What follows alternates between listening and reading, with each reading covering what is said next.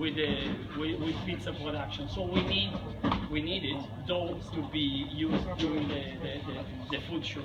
Instead of arriving 3 days before, because we like a dough of 3 days time, we prepared the dough in Italy. We brought it via air with us, and then we formed the balls the day before we are using it. And we used the same dough for 5 days long. We did 4 days of show. We did also a seminar in Sydney by keeping the dough in batches and doing the balls the evening before for the day after. So it was also really handy with the dough shrink wrapped in cling film, so that also allows you to go even longer, to stretch the life of the dough, longer. And we are using here, we are using one dough which is 9 days old, left over from Sunday, not of 2 days ago. Oggi quando è lunedì? Sì. Quando era di lunedì? Che cosa? Quella più vecchia. Sì, sono dentro. Yeah, we're one batch of dough of balls from Monday or 8 days ago. And then the other dough were... Quando l'abbiamo fatto? Quali? Questa. Domenica. Questa qua la 1? Sì. E la pala? Uguale. La domenica l'ho fatto sabato sera. Giuro? Sì, perché lo volevo a 3:30. And we did it on Saturday. On Saturday. Abbiamo quella. Once I wanted to explain you that actually once you understand how everything works and the temperature influences the dough and the content of all the how to move the things around, allows you to do really practical and handy things, like instead of doing the dough every day, or for example, if you want to use the dough for several days, or you want to avoid to run out of dough, for example. Sometimes you run out of dough and you have to do it immediately with a couple of hours of rising, and the result is really bad. By doing this kind of system, you always have the control of the quantity of dough you have there. And once you see that it's running out, you prepare it. So it's really handy.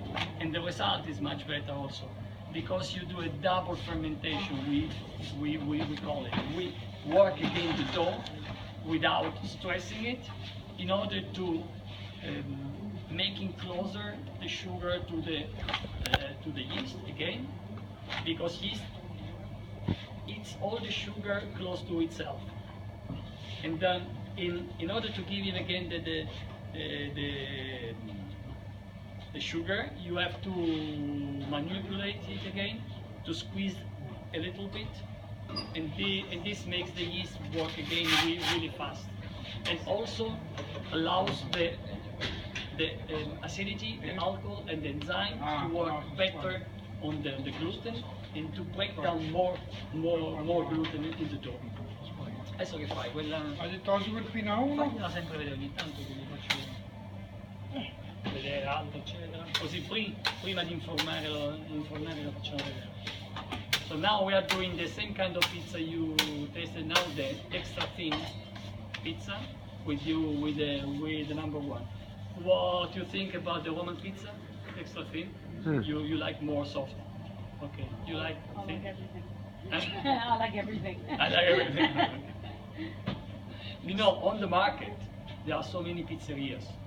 I don't have a preferred one, and the preferred one, or your preferred one, should be the one that has more business opportunity in your market. You know the market, your market. I don't know your market.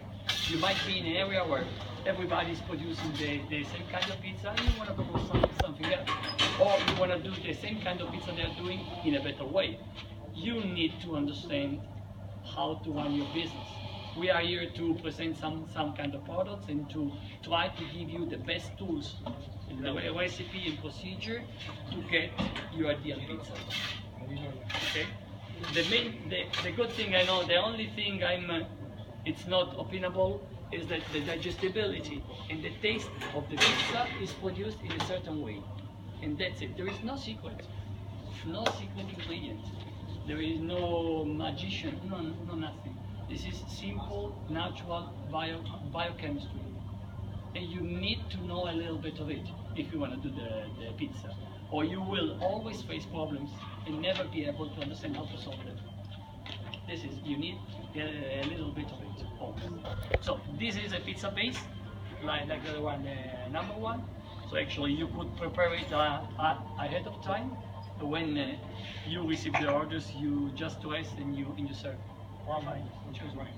Dici come quanti anni se le compri. And then we start to use another pizza, another concept, which is extremely interesting for me.